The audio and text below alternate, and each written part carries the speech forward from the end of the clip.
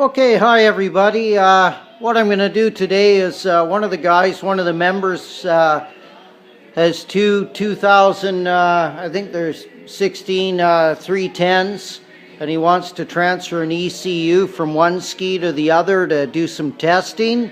And remember, when you transfer the ECU, the keys go with it. So if you're taking the ECU from ski A to put it in ski B, the keys from ski A go with that ECU. So ECU, keys go together. So anyways, we'll go into it and I'll just theoretically show you how to take it out, because I don't want to take mine out. I have a SCOM on mine, speed control override module. So you take the bucket out.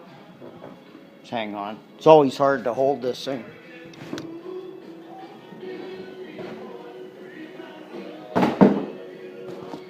So the bucket's out of the front compartment. I always put towels on everything.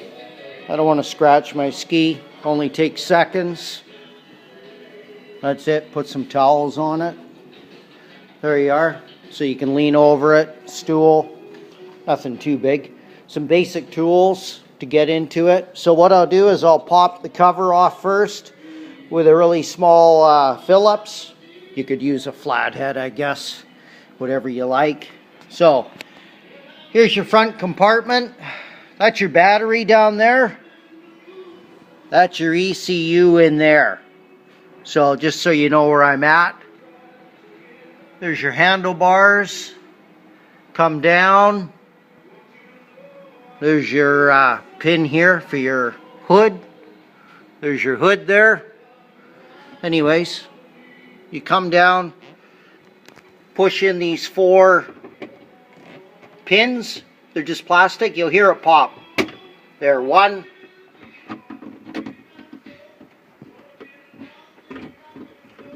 If I can get it. 2. 3. And number 4. There. Okay. Just grab this. It's really easy. It'll fall out in your hand. There you are. Okay. So, you're looking at the ECU here. You see I have a speed override on mine. So I don't want to take it out just to show you, but it's pretty basic. Here's your 2 plugs here. 1, 2. You take these plugs out. The guy we're talking about that has the 2 skis, I'm sure he doesn't have an override in his, so there's nothing there.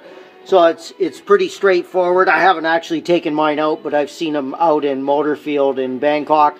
Obviously there's a couple bolts here, 1, 2. But what I would do is I would take the whole mount out, and I'll show you how to do that. You just... Because there could be nuts on the back of these bolts here. I don't know. I haven't taken it out. But you see this mount here at the top. 1, 2. This actually just pries. You see what I mean? See, I'm already part way out. It just pries out. There's not a lot to it. And I can probably pull on it. Yeah. Let's see if we can get a shot of that.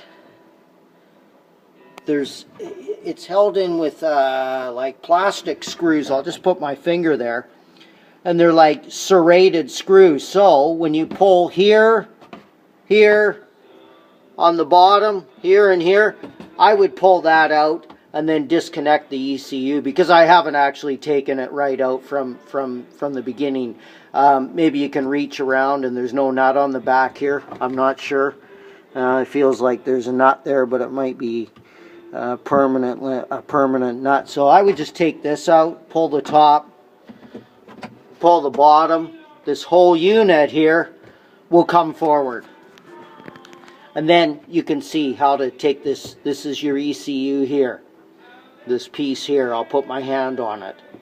Okay, so that's the ECU. There's 2 plugs here, and I'm pretty sure that's all there is, because I did another video from Motorfield, and they just unplugged here, and they swapped the ECU with another one to do a test, and it turned out on John's ski on the island of Koh Samui that his ECU was screwed. His ski was revving up to 4,000, I think 200 RPM. They changed the ECU, and of course when they changed the ECU that they put in his ski, the keys went with that ECU. So in other words, if I put another ECU into this ski here, my keys won't work.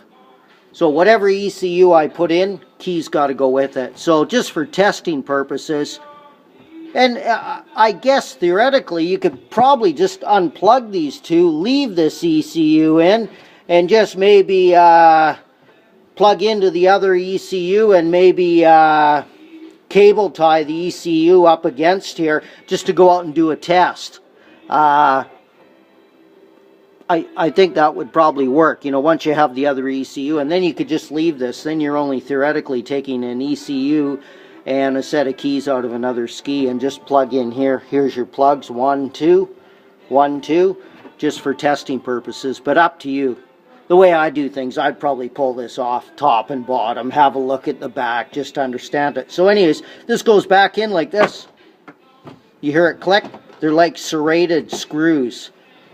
And they grip, and that's all there is to it, and that's the ECU on it. And just on another subject, John from Koh Samui was nice enough to send me an inspection camera I received yesterday. I'm going to use it, do some testing maybe tonight and look inside. So it's got a cord there, flexible with a waterproof end and camera. Anyways, thanks John, appreciate the gift, well appreciated.